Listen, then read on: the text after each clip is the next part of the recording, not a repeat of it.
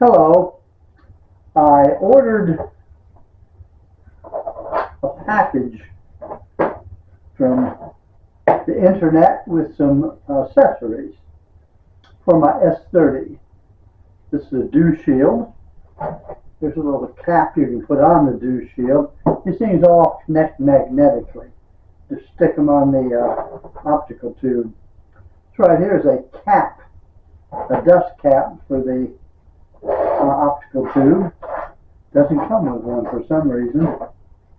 Here are three different kinds of filters, or not filters, attachments you can place on the front in case you want diffraction spikes, like a Newtonian would have. There's a batinol mask, and since the last upgrade of firmware, that's certainly unneeded. Here's a 1 1/4 and 2-inch adapters. It let you put 1 1/4 and 2-inch filters in. Various kinds, depends upon what you would need it for. I had an hour to take subs last night before last. And so I took an hour worth of subs on Andromeda, M31. Now this, I was using it in alt azimuth mode. My wedge hasn't come yet in the mail. And I've used three different alt azimuth go-to mounts, tracking mounts. And doing Andromeda, I've done all three on Andromeda. After about 10 minutes, I start getting field rotation. And after about 30 minutes, it becomes unmanageable. I got too much of it. It's dog-eared everywhere. With this thing, an hour into it, when the clouds started coming in, I could only see a tiny bit of field rotation on the upper right and lower left. And when I punched the remove noise button, I noticed that that was gone.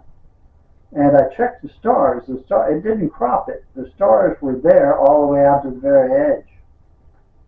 I got curious about that, so I cracked out the AI program Grok and asked it why it did that.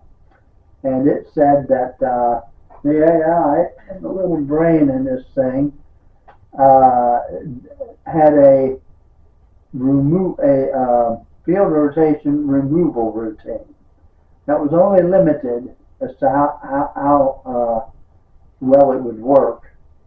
That routine and the fact I was using 10-second subs severely reduced the amount of field rotation I got. That's kind of interesting.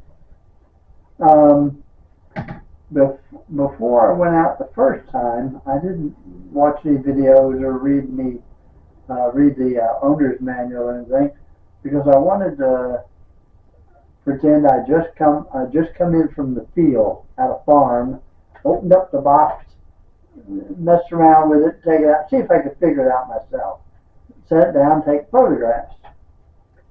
After I did that last video, I went ahead and watched some videos and read part of the owner's manual, read some cloudy nights articles and stuff, and I found out why these stars were so good in this on the photographs. I've noticed that really, really nice stars. This telescope is an apochromatic, an APO. It's a 3-element lens, and it's using extra dispersion glass. This is the first APO I've ever owned. I like the stars in it. I've noticed that it falls offline. If you go along, it'll fall offline. It said in the owner's manual that you got two speeds, like 2.2 and 5, and if you use the faster one, the 5, it'll fall offline more. If you use the slower one, it's a little slower, but it doesn't fall offline as often, and it also has shorter range. All of my go-to mounts fall off, so I'm used to that, so I didn't mind it. And like the rest of them, if you fall offline, if you get disconnected, once you reconnect, you'll see that it's kept taking subs even though you weren't online, because you didn't tell it to stop.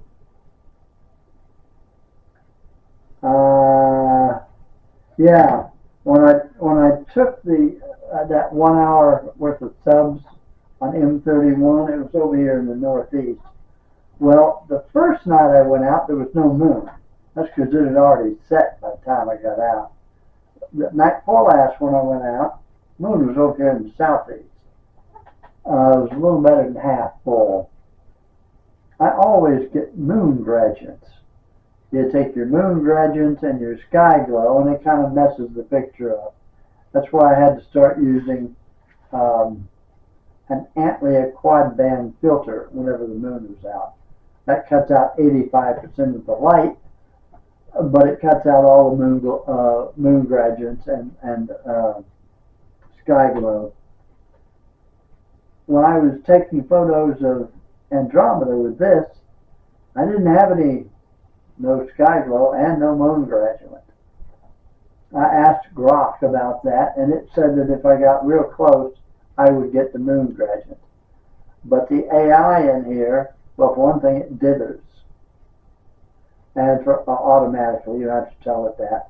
And it has a routine to try to get rid of all the sky glow and gradients of any kind that it can.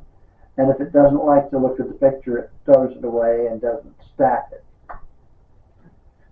That's the only one I've got that does that. All my other alt-azimuth go-to mounts, I don't care. They'll stack whatever photograph they get their hands on. So the AI in this is a lot. Well, this has AI. The others don't.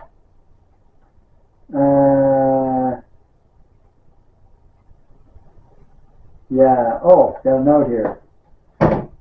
If you like my videos, subscribe. It'll help me out a whole lot and encourage me to make more. If you like this particular video, give it a thumbs up. And if you have any questions or comments, please put them in the comment section below. I'm hoping to go out tonight. It's going to be like 15 to 20% clouds. I've never tried using this thing in cloudy weather. Oh, it's also supposed to snow this afternoon. So when it gets dark, I've got 2 weather report things I follow. If they say that the clouds are only 10 or 15 or 20%, I'll run out there and set this down in the snow and see if I can take pictures in the snow with it. And I'm also interested in seeing what it does when there's clouds.